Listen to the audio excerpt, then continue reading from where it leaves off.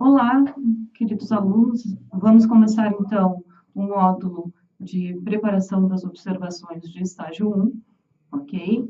Nós teremos então agora o nosso quinto encontro, em que falaremos sobre coisas que já estamos trabalhando, como ali, né, as memórias escolares, voltadas então para o ensino médio, também ali a questão do IDEB, né, que vimos então pelo nosso fórum e pelo material que foi disponibilizado.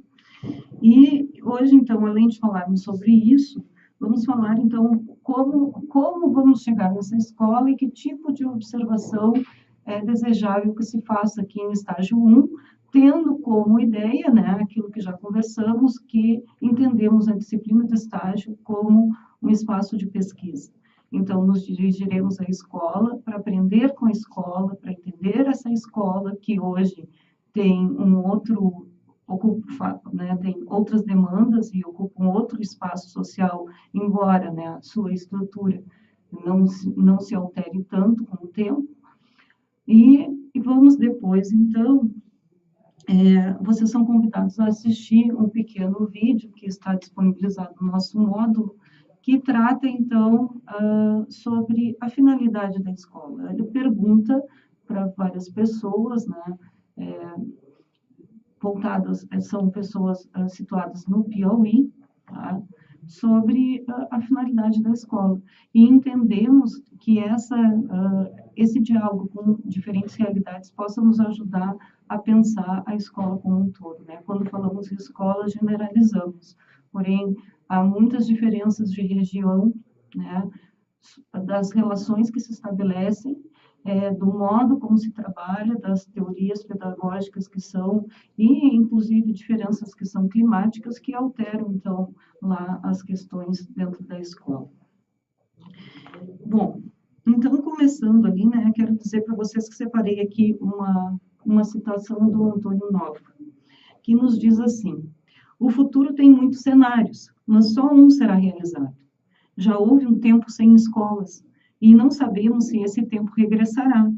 Uma coisa é certa: tempos virão em que a sociedade necessitará de outras escolas, sabendo que a escola precisa se articular com outros espaços sociais, políticos e econômicos.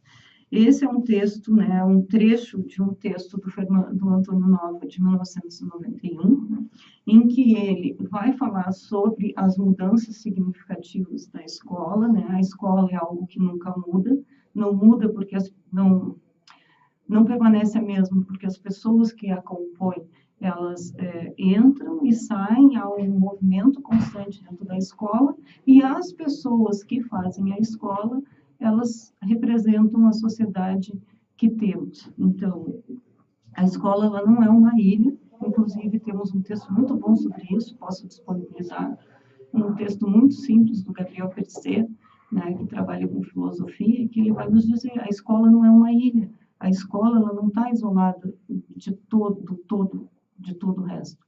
A escola ela é uma representação da sociedade, né, e do que se pode esperar de uma sociedade futura, porque na escola temos crianças e jovens.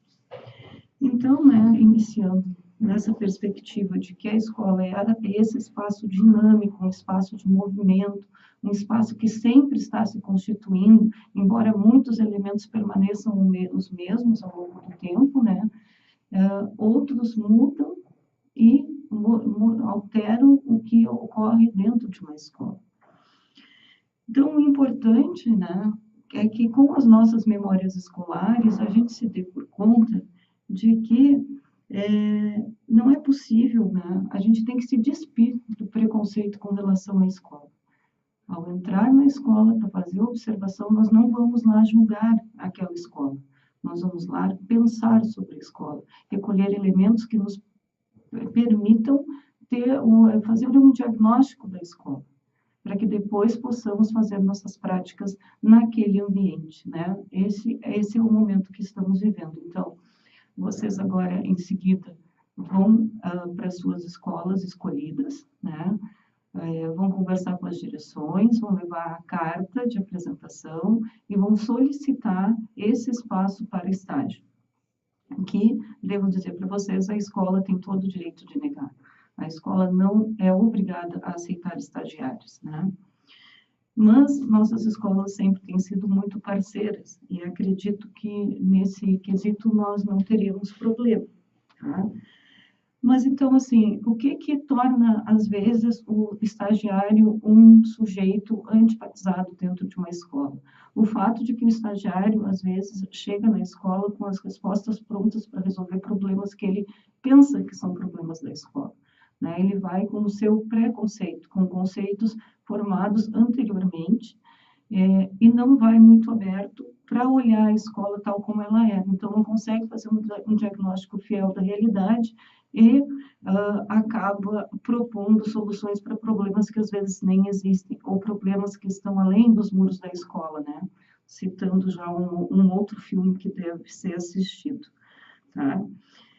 Então, criar esse novo olhar parte da gente reconhecer que temos um olhar pronto sobre a escola. Temos. Né? Tenho conversado isso com vocês nos outros encontros, parece uma insistência, né, da professora. Olha, a professora sempre fala a mesma coisa. Não, só um pouquinho, eu estou falando para que isso adquira um significado nos estágios, né? Então, a gente precisa olhar a escola sem preconceito, só que a gente já tem um preconceito de escola, porque já passamos pela escola enquanto alunos. Então, é importante que a gente pense sobre isso, compreenda e, quando chegar na escola, procure saber, olha aí, né, pensar consigo mesmo. Isso é o que eu já trago de bagagem, mas o que eu estou vendo aqui? O que realmente acontece nessa escola em que eu cheguei, tá bem? Então, nesse sentido, tem todo esse módulo de preparação, né, para as observações, porque é preciso, e nós vamos ver mais adiante, né, treinar o nosso olhar. Treinar é uma palavra ruim, né? Mas digamos que nós precisamos aprender a olhar, tá bem? Aprender a olhar a escola, aprender a olhar as relações, aprender a olhar os professores que colaboram diariamente com a escola, os setores que colaboram diariamente com a escola, entender que essa escola está situada num bairro. Bom, então, como é esse bairro? Ele é um bairro periférico, ele é um bairro central, né? Faz parte do núcleo central da cidade. Essa escola, o acesso a ela é fácil, os pontos de ônibus são próximos, é um lugar onde tem bastante iluminação para os alunos que estão à noite, tem segurança, tem posto de saúde por perto. Qual é o contexto, né, assim, urbano, digamos assim, dessa escola? Tá? Então, essa aproximação, né, quando eu estou me encaminhando para a escola, né, como é que eu cheguei lá? Qual foi o caminho que eu tracei? Foi difícil? Foi fácil? De fácil acesso? Tá? Isso já começa a me colocar no lugar do outro, do sujeito que frequenta aquela escola no cotidiano. Né? Eu começo a entender que o meu aluno, ele às vezes chega mais tarde em aula, não porque ele queira se atrasar, mas porque a linha de ônibus que passa na escola é só uma e ela não obedece o horário da escola. Da mesma maneira, o aluno do noturno, que muitas vezes sai mais cedo da sala de aula, em razão da segurança, em razão da falta de transporte, né? E também muito da sua prática do cotidiano, do seu trabalho no cotidiano. Então, o aluno do noturno, ele tem esse outro perfil, ele já está cansado, né, quando chega para a nossa aula. Então, olhar a escola sem preconceitos, entendendo que algumas mudanças ocorreram, principalmente naquilo que diz respeito às formas de aprendizagem. Então, podemos ver com regularidade nas mídias uma crítica muito grande à escola brasileira, de que a escola hoje ela não ensina. Que no meu tempo tínhamos os questionários, no meu tempo sabíamos todos os presidentes, no meu tempo. Bom, então, a escola do teu tempo não é a escola desse tempo. Essa é uma outra escola. Nessa escola, desse tempo, fizemos uma opção por não ensinar de forma diretiva. que é o ensino tradicional, né, que é aquela educação que tem um viés tecnicista, melhor dizendo, né, em que é melhor memorizar do que entender. Né? Não podemos descartar a memória no processo de aprendizagem, porém, a memória não é o único elemento de um processo de aprendizagem. Ele é importante, mas ele não é o único.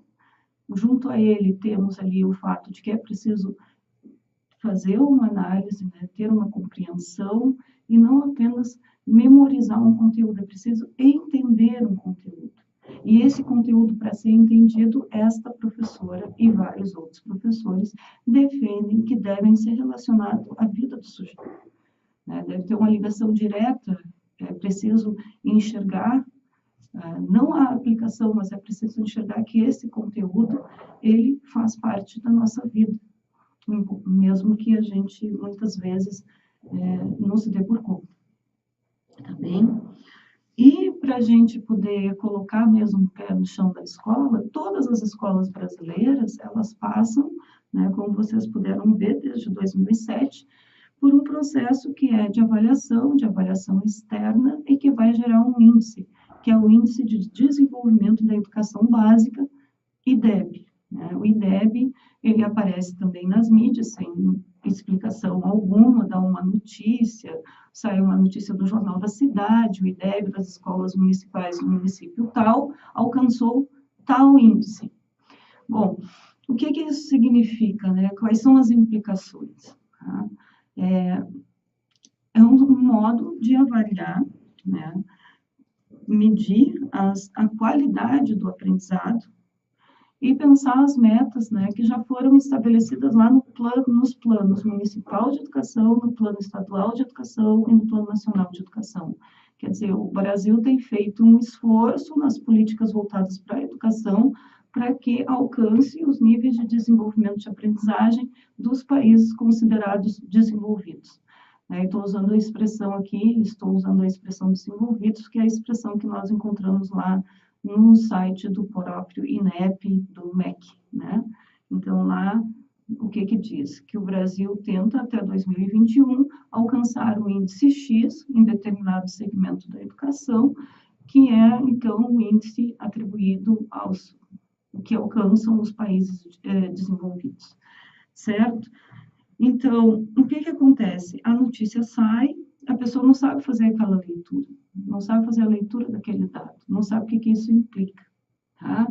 Quando solicitei que vocês, né, como tarefa, buscassem no site do INEP ou no site do IDEB, né, o Índice de Desenvolvimento da Educação Básica no ensino médio da escola que vocês pretendem estagiar. O que eu queria com isso?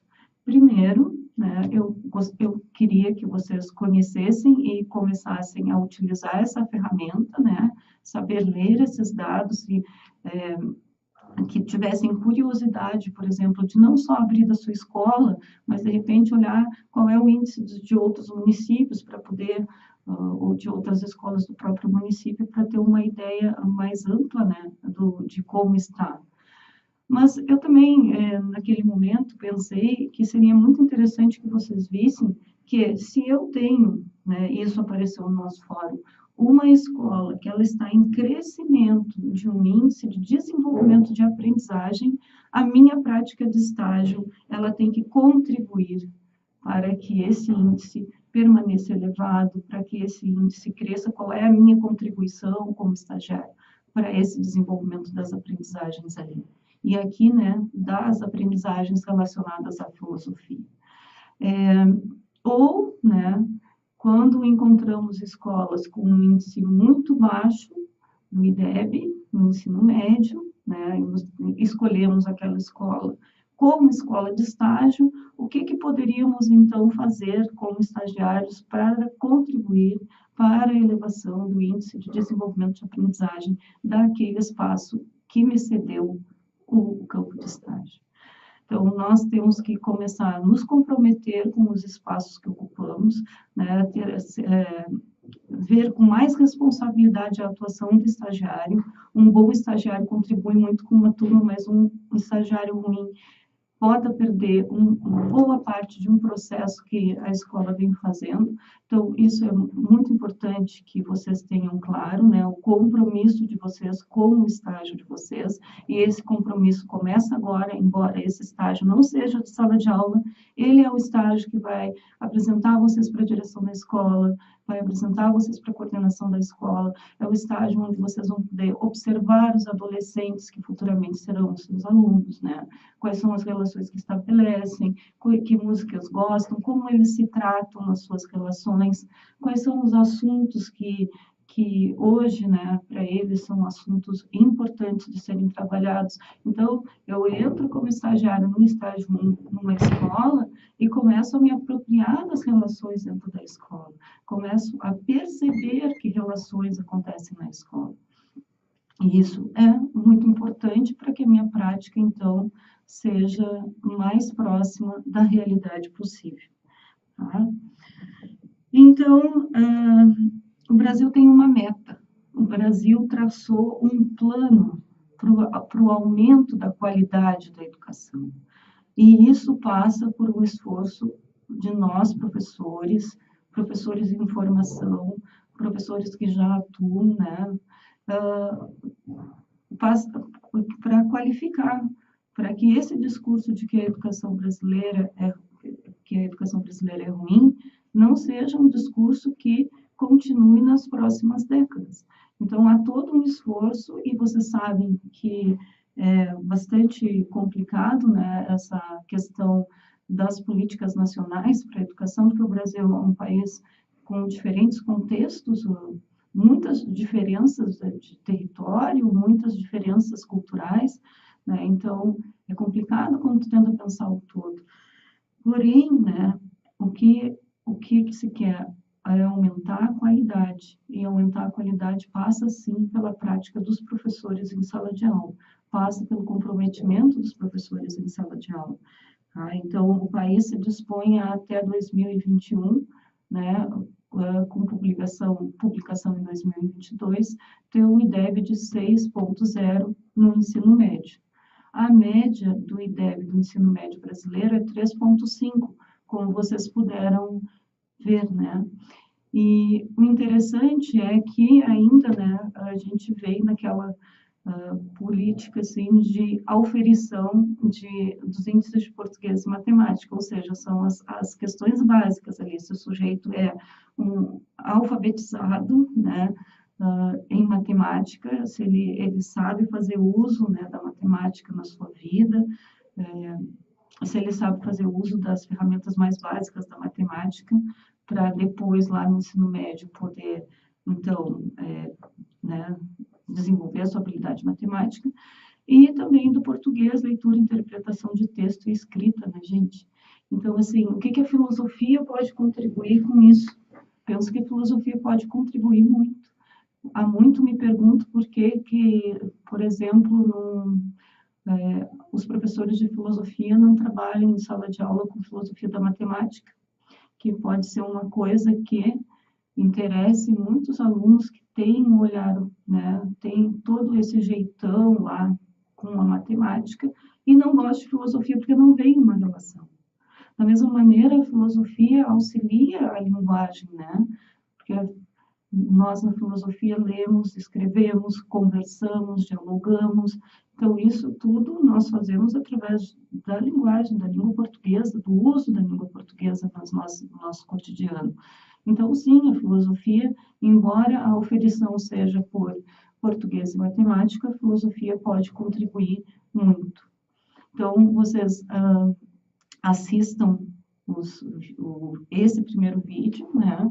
Logo em seguida, vocês vão ser convidados, são convites, né, para a formação de vocês.